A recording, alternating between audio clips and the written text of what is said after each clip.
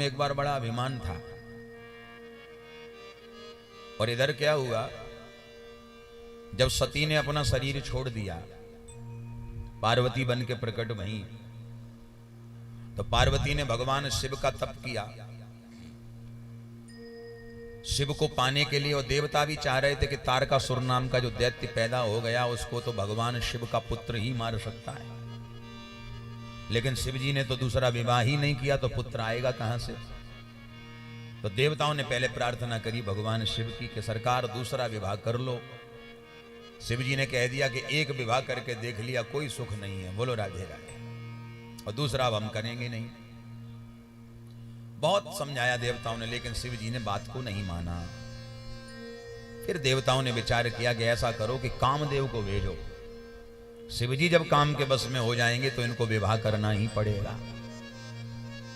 तो कामदेव में इतनी हवा भरी गई महाराज। हवा का मतलब जानते हो क्या होता है? वाहवाही करना।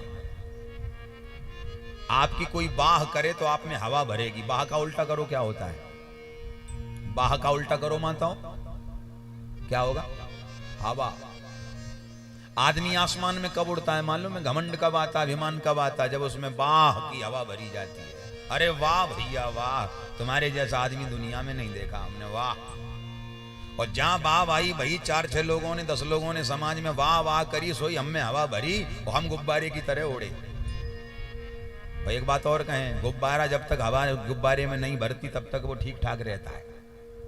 और जहां हवा भर के वो उड़ा तो उसका ये पता नहीं कि कहां गिरेगा, लेकिन जहां गिरता है नामो निशान मिट जाता है। बोलो राधे राधे। तो कामदेव में हवा भरी गई। देवता बोले कामदेव तुमने सारी दुनिया को बस में कर रखा है, शिव जी क्या चीज है? जाओ शिव जी की समाधि को तोड़ दो। कामदेव ने कहा बड़ा रिस्की काम है महाराज, बड़ा रिस्क है इस काम में, जान भी जा सकती है। भगवान शिव की समाधि तोड़ना कोई साधारण बात नहीं है। देवता बोले जगत के हित के लिए अगर जान भी चली जाए तो उसमें भी हमारी शान है। और कामदेव को इतना महाराज भड़काया, इतना भरा महाराज, कामदेव में हवा भर गई। कामदेव गया, भगवान शिव जहां समाधिस्थ बैठे हैं तो भगवान शिव को देखते ही कामदेव ने अपने 5 बाणों का प्रहार किया। भगवान शिव की समाधि टूट गई, आंखें खुल गई। आंखें खुली, वो आंखें जब खुली शिव जी की तो शिव जी ने देखा कि हमारी समाधि को किसने तोड़ दिया। जो ही सामने नजर पड़ी तो वृक्षों की ओट में कामदेव छुपा खड़ा हुआ है। भगवान शिव को क्रोध आ गया और भगवान शिव का तीसरा नेत्र खुल गया। हम सभी का परम सौभाग्य, हमारे परमादरणीय, परम वंदनीय, प्रातस्मरणीय श्री श्री 1008 महामंडलेश्वर महंत डॉक्टर श्री मोहनानंद जी महाराज हमारे मध्य पधारे हैं। एक बार तालियों से आप उनका अभिनंदन, स्वागत करें, वंदन करें। व्यासपीठ से भी महाराज जी को बहुत बहुत नमन है, प्रणाम है। भगवान शिव का तीसरा नेत्र खुल गया और गोस्वामी जी वर्णन किए,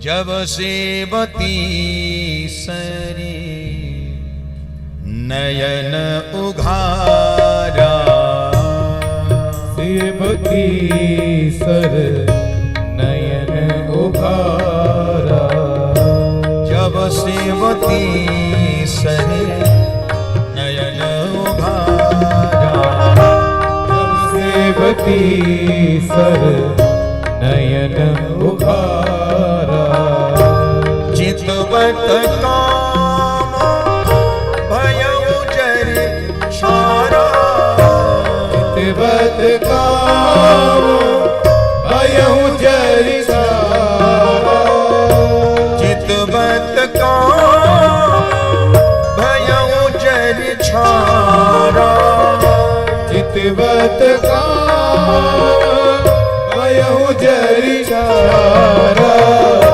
जब सेवती सर नयन उघारा, जब सेवती सर नयन उघारा। भगवान शिव जी का तीसरा नेत्र खुल गया, कामदेव जल करके भस्म हो गया। एक बार हमें किसी ने प्रश्न पूछा कि महाराज जी ये बताओ, भगवान शिव जी को 3 आंखें हैं क्या? मैंने कहा पढ़ा तो हमने भी यही है, सुना भी यही है, तो महाराज हम लोगों को 2 ही क्यों है, 3 क्यों नहीं? हमने कहा सबको 3 आंखें दी हैं भगवान ने, ध्यान से सुनना, सबके पास 3 आंखें हैं। 2 आंखें ये जो दिख रही है ना, ये सिर्फ विषयों का दर्शन कर रही है, संसार के प्रपंचों का दर्शन कर रही है, संसार की बुराइयों का दर्शन कर रही हैं, बुरे दृश्यों को देख रही हैं। 2 आंख है। तो भाई तीसरी आंख कहां है? बोले बंद है अभी।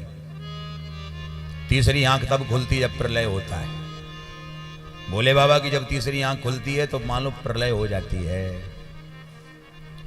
तो हमारी तीसरी आंख कब खुलेगी? बोले जब जीवन में कोई संत या सदगुरु कृपा करेगा, तब वो तीसरा नेत्र जिसको कहते हैं ज्ञान चक्षु, और ज्ञान चक्षु बगैर संत और सदगुरु की कृपा के नहीं खुलता। प्रेम से कहो राधे राधे।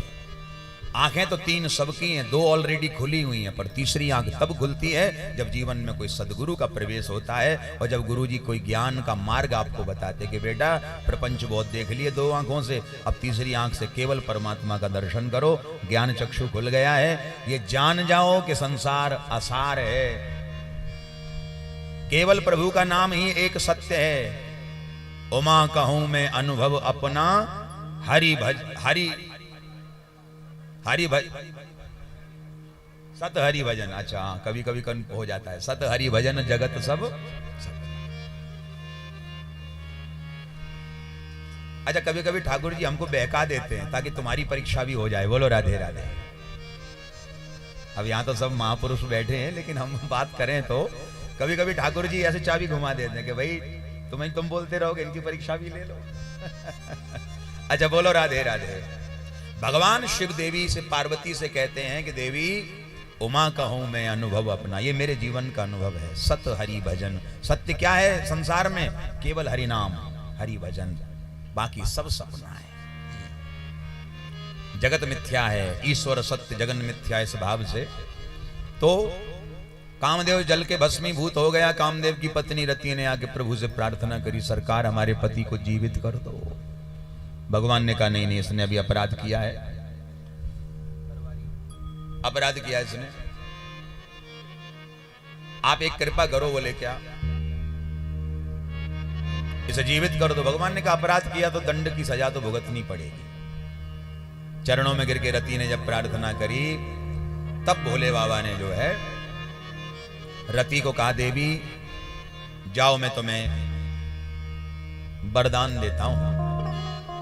द्वापर युग जब आएगा, भगवान नारायण कृष्ण बनेंगे, लीला पुरुषोत्तम बनेंगे, और जब द्वारिका के राजा बनेंगे, तब तुम्हारे पति कामदेव उनके यहां पुत्र बन के जन्मेंगे। तो प्रभु हमें कैसे प्राप्त होंगे? बोले उस समय एक सम्रासुर नाम का दैत्य होगा, जिसकी भगवान द्वारिकाधीश से शत्रुता होगी। तो तुम जाकर के सम्रासुर के यहां दासी का काम करना, भेष बदल के चली जाना, तुम्हें तुम्हारे पति की प्राप्ति होगी। अपने पति का तुम लालन पालन करना। जब वो युवावस्था को प्राप्त हो जाएं तो पूरी कथा उनको सुना देना कि तुम हमारे पति कामदेव हो, मैं आपकी पत्नी रति हूं। तुम्हारे पति को पूर्व जन्म याद आ जाएगा। प्रेम से कहो राधे।